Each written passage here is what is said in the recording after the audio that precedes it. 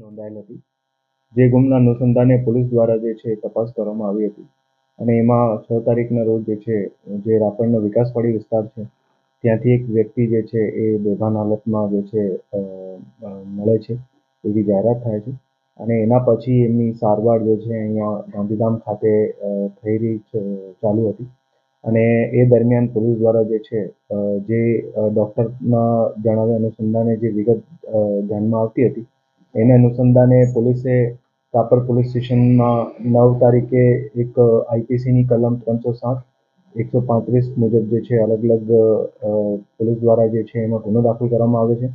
જેમાં જે ભોગ બનનાર છે એમનું નામ છે ઈશો ઉર્ફે ઈશ્વર નીલાભાઈ કોળી. એમને જે છે ઇન્ટરનલ ઇન્જરી હોય એવી જણાવતા એ પ્રમાણે પોલીસ દ્વારા 307ની એફઆઈઆર લેવામાં આવે છે અને એમની જ્યારે બનાવની આખી વિગતની તપાસ કરતા હોય ત્યારે એમના જે વિગત પ્રમાણે જે એમની ફોનની લોકેશન્સ ને એના પ્રમાણે પોલીસ દ્વારા જે સીસીટીવી તપાસવામાં આવતા હતા રાપર શહેર વિસ્તારના, એ દરમિયાન પોલીસને એમને સાથે બીજા 2 ઇસમો જે છે છેલ્લે જ્યારે એમનું વાત એમના ઘરવાળો સાથે થઈ એ હકીકત પ્રમાણે 2 લોકો જોવા મળે છે અને જે ઈશ્વર હતો જે અહીંયા હોસ્પિટલમાં દાખલ હતા એમની તારીખ 12ના રોજ જે છે પછી આગળમાં જ્યારે એમને પાટણ સારવાર ખાતે લઈ ગયા ત્યારે એમનું મૃત્યુ થાય છે. એ પ્રમાણે પોલીસ દ્વારા 302ની કલમ ઉમેરવામાં આવી હતી.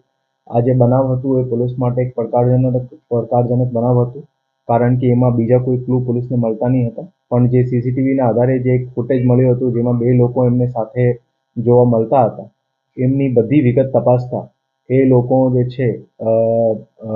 એમાં અમારે ટેકનિકલ સર્વેલન્સના આધારે તથા હ્યુમન ઇન્ટેલિજન્સના આધારે એ લોકોની છેલ્લે જે છે અમારી અલગ અલગ ટીમો જે લગાડવામાં આવી હતી, જેમાં ડીવાયએસપી ભચાઉ અને એલસીબી તથા ભચાઉ ડિવિઝનની અલગ અલગ અધિકારીઓની ટીમ, જેમાં આડેસર પીએસઆઈ બીજી રાવલ તથા રાપર પોલીસ સ્ટેશનના પીઆઈ તથા એમની ટીમ, એ બધી ટીમો અલગ અલગ રીતે તપાસો કરતી હતી, જેમાં 150થી વધારે પણ સીસીટીવી ચકાસવામાં આવ્યા હતા અને એના અનુસંધાને 2 શકમંદ લોકોની જે છે જ્યારે ઓળખ થઈ તો એ બંને જે શકમંદ લોકો 2 અલગ અલગ રાજ્યોમાં હતા, જેમાં એક રાજસ્થાનના અલવર તથા એક છત્તીસગઢમાં. પછી પોલીસ દ્વારા અલગ અલગ 2 અધિકારીઓના નેતૃત્વમાં એક ત્યાં ટીમો મોકલવામાં આવી અને બંનેને જે છે લેવામાં આવ્યા અને ફાઇનલી જે છે એ 2 આરોપી, જેમાં 2 આરોપીનું જે નામ છે જેમાં સુનિલ ઉર્ફે સુનિલ સન ઓફ બનવારીલાલ અને બીજો છે અમરજીત લક્ષ્મણદાસ. જે બનાવનું કારણ છે એમાં કારણ એવું હતું કે જે બંને આરોપી છે એ દર વર્ષે અહીંયા વાગડ વિસ્તારમાં કપાસ વીણવા આવે છે અને એ જ અનુસંધાને તે દિવસે પણ એ લોકો આવ્યા હતા અને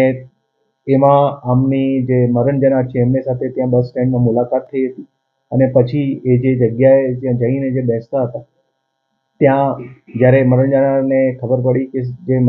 બંને આરોપી જે છે એમની પાસે પૈસા છે, એટલે પૈસા બાબતમાં ત્યાં રકઝક થઈ અને રકઝક બાબતમાં જે બંને આરોપી છે એ એમના ટી શર્ટથી જે છે એમનું મરણ જનારનું ગળો દબાવી દીધો હતો, જેના લીધે એમની અંદરની જે નસો હતી એ દબાઈ ગઈ હતી અને એ બેભાન થઈ ગયા હતા અને ત્યારથી જે ગુમ હતા 6 તારીખે જે છે એ લોકોની જે પોલીસ દ્વારા જાહેરાત થઈ અને પછી એમની આગળની બધી તપાસ કરતા આ જે ગુનાનું ભેદ ઉકેલવામાં આવ્યો છે. એના બદલ જે અમારી ટીમો સતત જે એમાં લાગેલી હતી બધી ખૂબ